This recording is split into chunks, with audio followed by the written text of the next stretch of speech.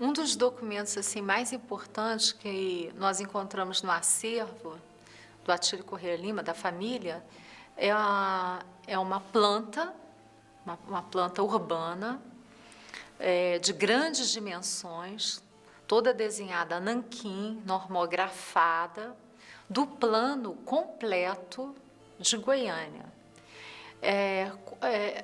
Esse documento, ele é assustador, porque ele comprova aquilo que a história oficial, o tempo todo, inclusive, vou dizer, atualmente, né, inclusive institutos como o IFAM, né, afirmam que a atuação do Atílio foi num estudo preliminar ou num plano primitivo.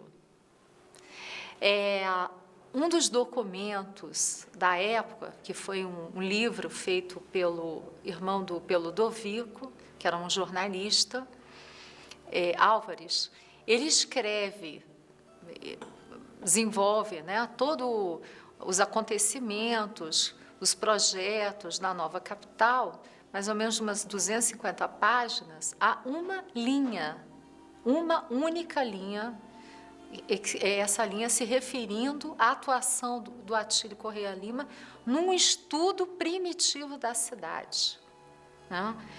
É realmente assustador a injustiça que a história, né, que nós goianos, nós temos uma grande dívida, sim, né, em refazer, em reescrever essa história, porque a dedicação, a produção encontrada, e há de se fazer um parêntese, porque o que foi encontrado no acervo, grande parte são os estudos, não são os projetos definitivos, porque esses foram entregues aos Coimbra Bueno, né, que entram para realizar uma obra, uma pequena obra dos Correios, e acabam por tirar o Atílio Corrêa Lima, não só das obras, como a atuação da implantação da cidade. Quando ele elaborou o projeto e entregou para o Estado de Goiás, cumprindo o decreto que o contratou, o Estado de Goiás também contratou o executor da obra, que são os irmãos Coimbra Bueno, dono de uma imobiliária sediada no Rio de Janeiro. Eles são goianos, naturais de Rio Verde, Jerônimo e Abelardo Coimbra Bueno, mas radicaram no Rio de Janeiro e lá desenvolviam o comércio de compra e venda de lotes. Ao se deslocarem para Goiânia, os Coimbra Bueno fizeram uma condição ao governador de serem os executores da capital. Esse documento, ele é a grande prova de que esse urbanista não só realizou, e ele faz uma entrega formal a um documento do Plano Diretor de 1935, que também não é reconhecido, né? Esse foi o primeiro plano diretor da cidade. E por trás, lógico que há interesses, tanto naquela época como hoje, né? Essa história perdura porque há várias pessoas que se favoreceram. Inicialmente, os Coimbra Bueno, porque modificaram os planos, logo que a cidade estava, as avenidas principais estavam abertas, né? O Jerônimo Coimbra, sobrinho do pelo Ludovico, engenheiro recém-formado, ele questiona a capacidade do Atílio Corrêa Lima em realizar e idealizar os planos sem ter uma comissão, né? Ele questiona isso, ele faz um documento dirigindo ao interventor, mas isso fica muito claro, os interesses, né?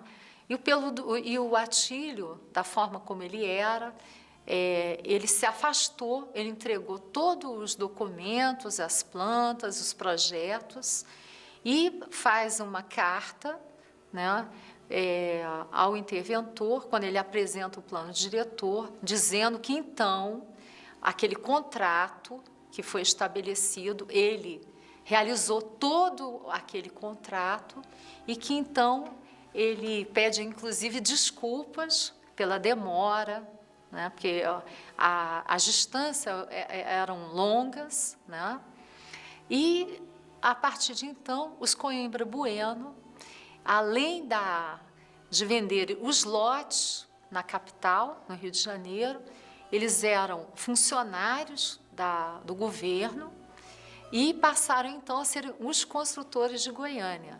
Então toda essa, vamos dizer assim, ao olhar de hoje, isso seria algo muito, como eu diria, com muitos interesses que eram contraditórios, né? Porque quem compra material não pode especificar. Quer dizer, quem vende o lote está construindo, está traçando, né? Então, foi muito interessante perceber que esse grande projeto de Goiânia, esse documento, né?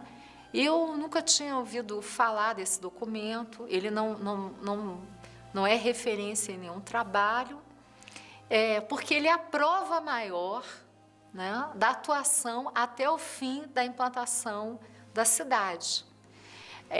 E é tão injusto tudo que ocorre depois, porque, além do mais, da total modificação do plano original, eles se intitulam, né, autores daquele projeto, né?